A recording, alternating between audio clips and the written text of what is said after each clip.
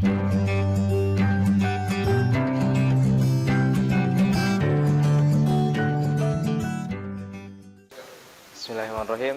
Assalamualaikum warahmatullahi wabarakatuh. Baik lagi bersama Bapak di pelajaran yang sama.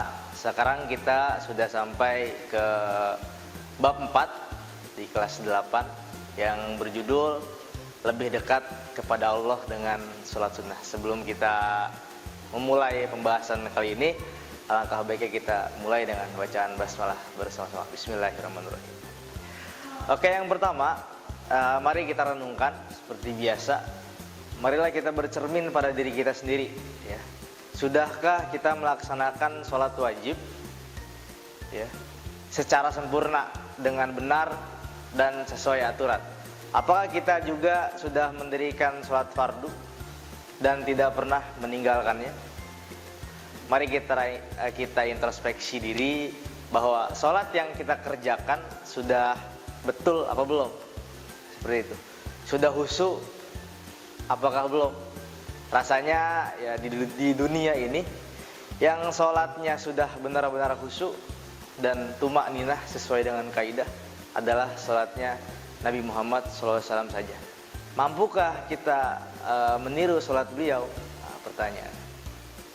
Baik, teman-teman yang Bapak banggakan, Rasulullah SAW mengajarkan kepada kita untuk menutup kekurangan di dalam sholat kita. Dengan apa? Maksudnya kita disuruh menyempurnakan kekurangan sholat kita dengan melaksanakan sholat sunnah, sebagaimana yang Rasulullah SAW ajarkan kepada kita semua.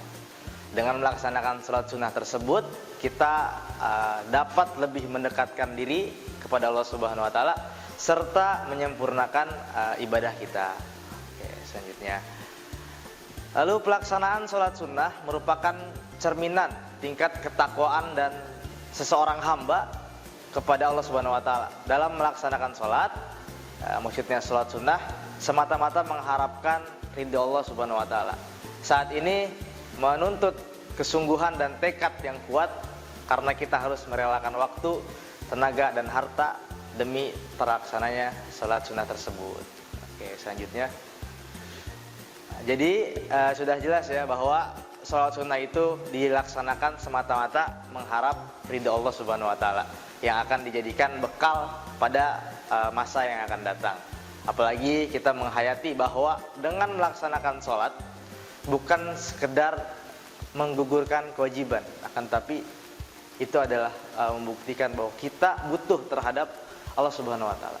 Allah tidak membutuhkan ibadah kita, akan tapi sebaliknya, kitalah yang membutuhkannya. Kita berharap agar Allah menerima ibadah kita sehingga kita akan mendapatkan kebahagiaan dan ketenangan di dunia dan akhirat. Lalu sholat sunnah adalah sholat yang dianjurkan untuk dikerjakan. Orang yang melaksanakan sholat sunnah mendapat pahala dan keutamaan dari Allah Subhanahu Wa Taala.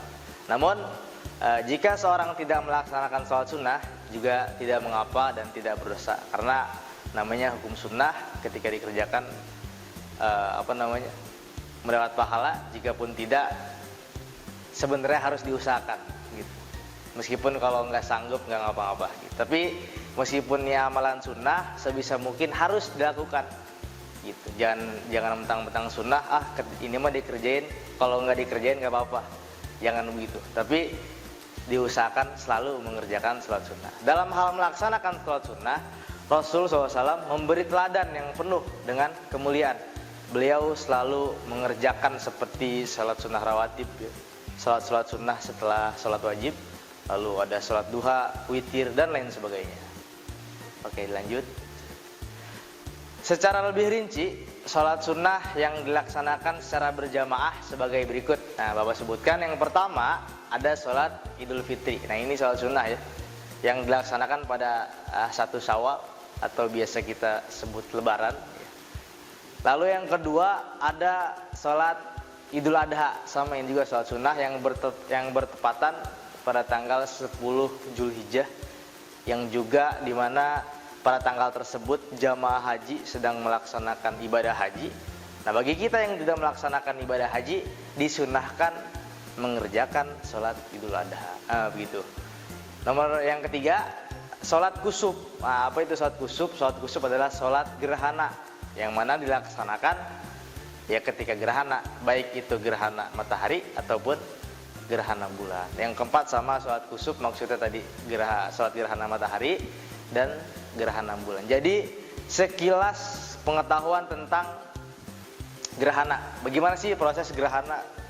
Sebagian mitos di masyarakat kita, di awam, bahwa kalau ada gerhana itu harus masuk rumah, harus menutup pintu dan lain sebagainya, karena masih percaya dengan yang dinamakan khurafat gitu, hal-hal tersebut. Padahal sunnah Rasulullah SAW ketika gerhana itu sholat, bukan ngumpet, bukan berdiam diri dalam rumah. Oh, orang hamil misalnya, contoh ya, orang hamil itu katanya nggak boleh keluar rumah ketika gerhana, bakal ada sesuatu yang berbahaya.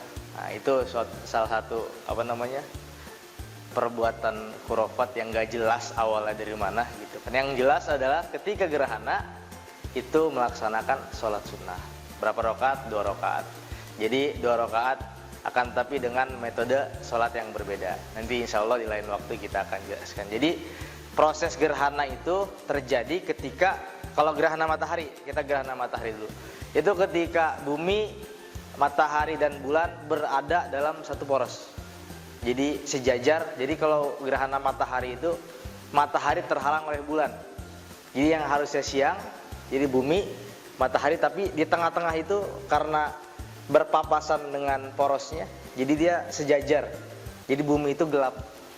Di mana bisa dirasakan? Itu di tengah-tengah bumi, yang kalau kita bisa bilang di antara daerah yang terlintas garis khatulistiwa. Kalau di Indonesia itu Indonesia bagian tengah, contoh di Balikpapan atau di Palembang, itu Indonesia tengah pokoknya, yang di tengah-tengah. Jadi itu yang terkena gerhana matahari total.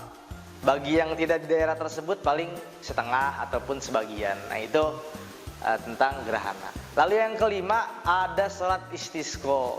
Apa sholat istisqa? Sholat istisqa adalah sholat yang dilaksanakan secara berjamaah untuk meminta hujan di suatu daerah ketika kemarau panjang. Jadi dulu pernah Rasulullah SAW menyunahkan sholat ketika kemarau panjang, lalu para sahabat sholat istisqa untuk meminta hujan.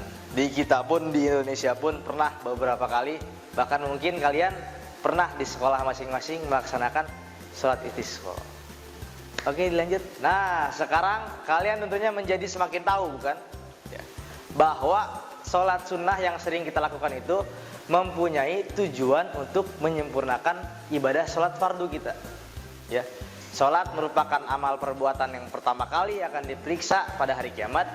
Jika kita telah menyempurnakan sholat, akan dicatat bahwa sholat kita sempurna. Iya, demikian yang dapat sampaikan. Jadi untuk mengenai sholat sunnah, intinya sholat sunnah itu intinya dapat melengkapi sholat wajib kita yang masih belum sempurna. Seperti itu intinya.